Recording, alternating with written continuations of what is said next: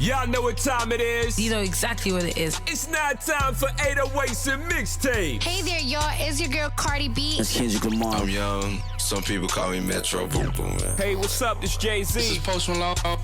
This is Drizzy Drake, and you're listening to DJ Zach live on WJCU's 88.7. Hello, is this Rico? Yeah, it's Rico. What's going on? Just wanted to ask you a few questions. Not gonna keep you on here too long, but yeah, we'll air you on the radio, play some of your music, and should be good. Okay. And first question, if you just want to give a little background information about yourself, how you got into the industry, just for the viewers that do not know. Well, my name is Rico Love. I'm a songwriter, producer. I got in the business because I was sleeping on these guys called the Corner Boys Couch, and they were based out of Atlanta, and we would just write music every day.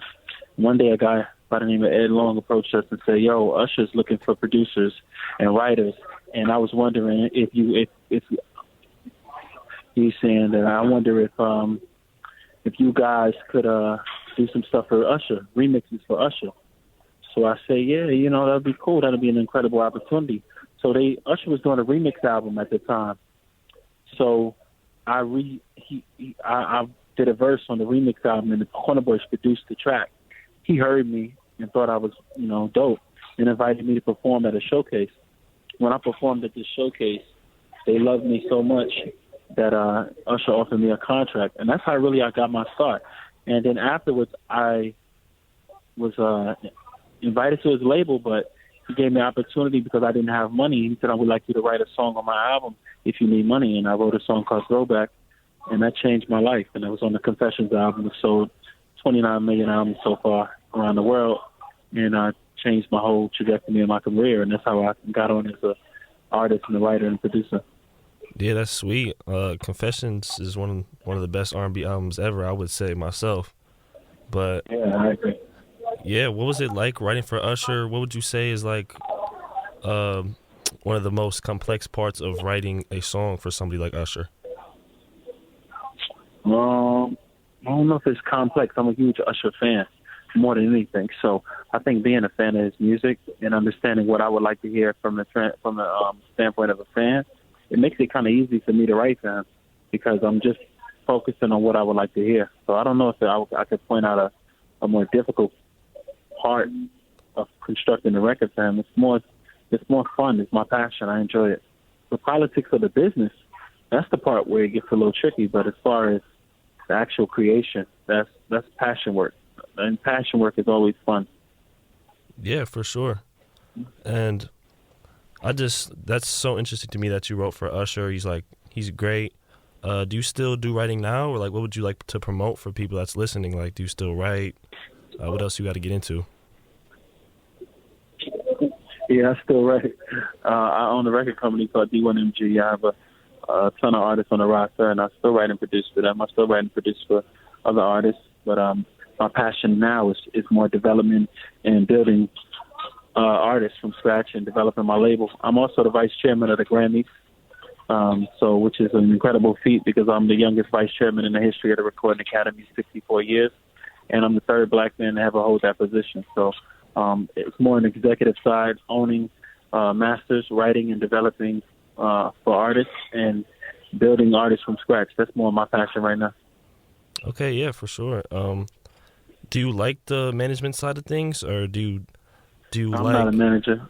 Do you like the executive side of things, I would say, since you have... Yeah, absolutely. I think that's the next level for me. It's always been my dream to own my own company and really kind of be able to take control of the projects from the ground up. That's really my passion. It's always been my dream since I was young.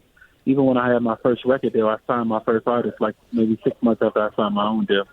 But I'm always kind of been thinking about, I grew up admiring Puff and Andre Harrell and Russell Simmons, and I always wanted to be that.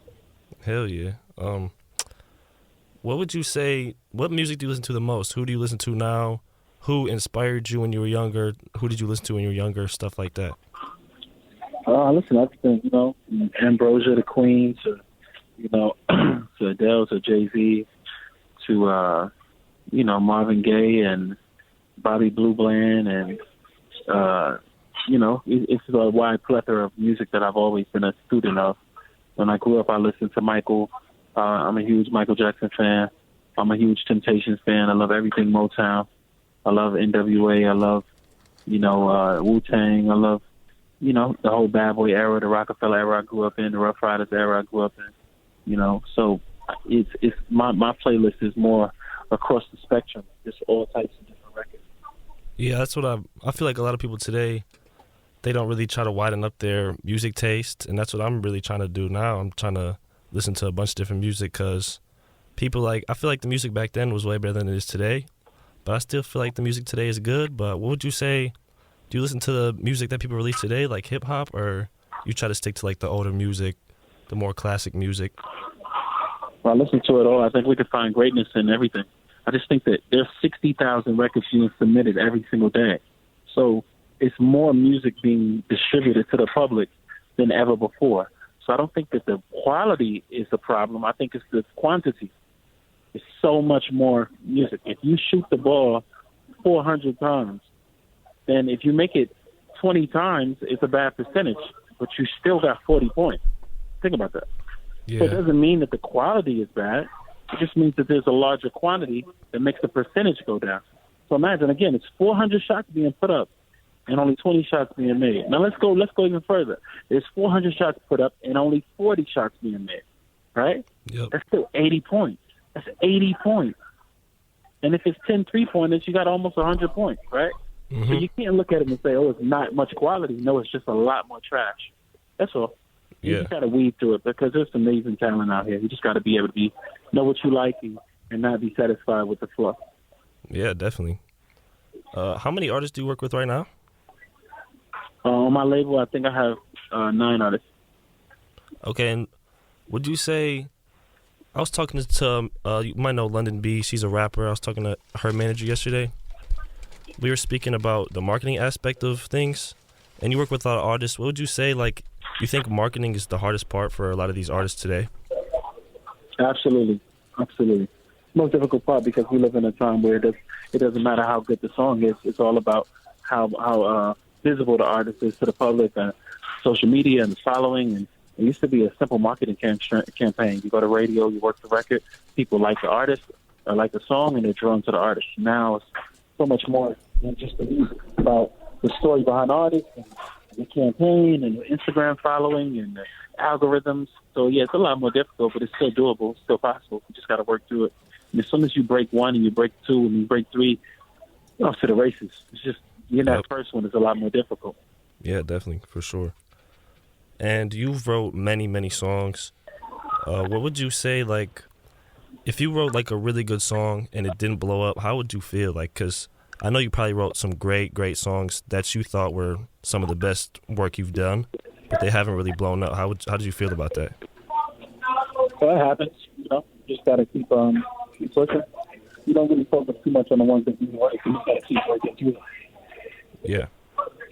And what would you say is one of your favorite songs you've written ever, if you had to choose? A song called Dive for Usher and a song called No Such Thing as Too Late by Brandy. Neither one of those were tremendous successes, but they were just my favorite songs I've written. Yeah. What up, it's Rico Love. Welcome to Slow Jams. Yeah, thank you so much. So, what'd you think? Did you enjoy what you heard? Were you entertained? I know I was. 100%. I wish you all a good night and hope you'll tune in next week as well to see what we have to say on 808s and Mixtapes. I know